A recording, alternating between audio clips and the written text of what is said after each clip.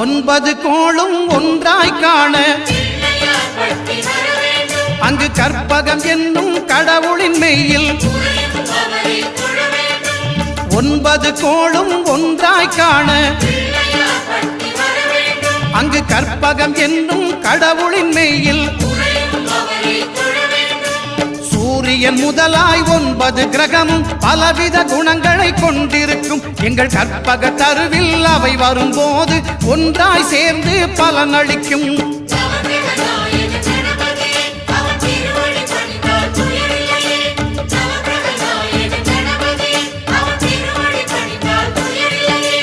ஒன்பது கோளும் ஒன்றாய் காண